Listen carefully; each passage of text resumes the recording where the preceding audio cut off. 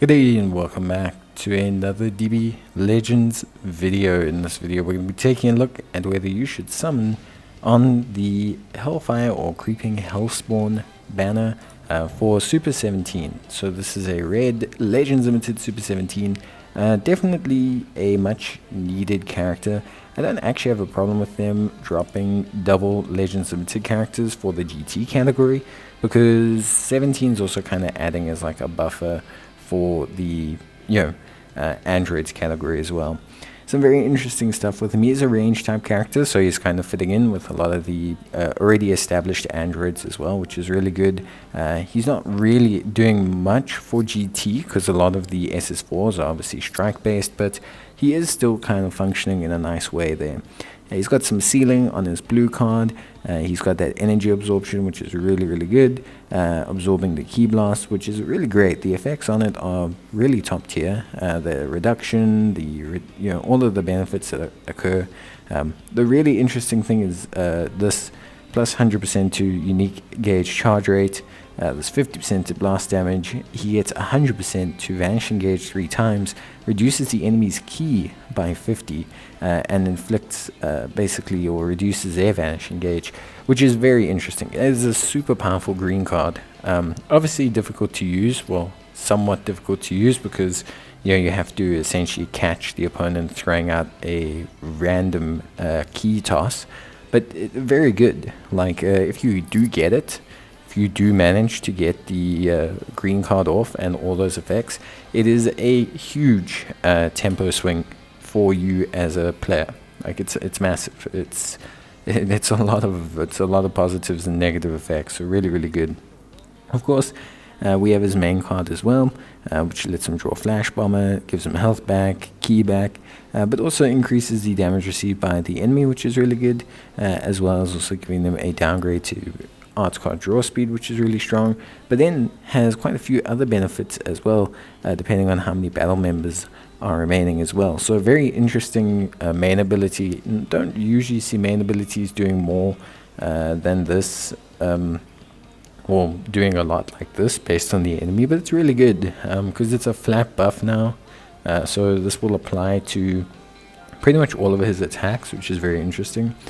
GT and androids, and then obviously that additional buff to GT, perfectly fine. So GT androids, powerful opponent, and then an extra little bit for GT, I think is great. Powerful opponent needed a good character, androids needs a bit of a stalwart character, and GT getting another Legends Limited character is more than fine.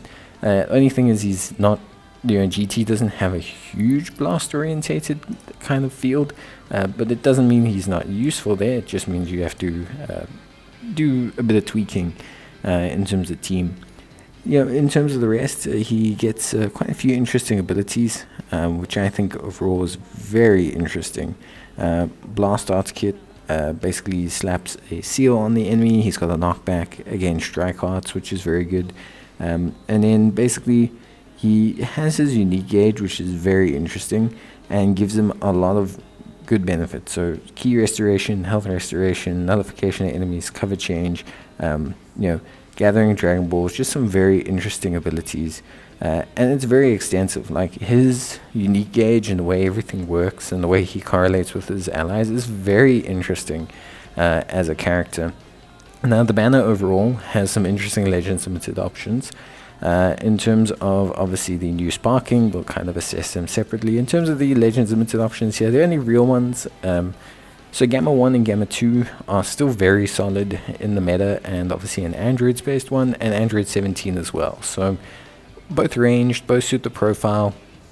You do have the Android 17-18, which is okay because they can both benefit from mutual red powerful opponents and Kai buffs. But the Jiren and the Vegeta are a little bit kind of left field. They're not terrible, but they're just not, they don't feel ultimately super impactful. Then we have the Bulla Vegeta. This is kind of your generic baton pass unit. Nothing wild about them, but super interestingly is their basically their main ability. Their main ability basically just guarantees them a whole bunch of crits, which is like very weird but very cool. Basically yeah, essentially they just become like a little bit of a DPS machine, a nice purple DPS machine. Definitely something GT needed. The only other relatively decent purple GT options are the SS4 Goku, who's, I would say, on the downward curve of relative, and the 17, who's still okay.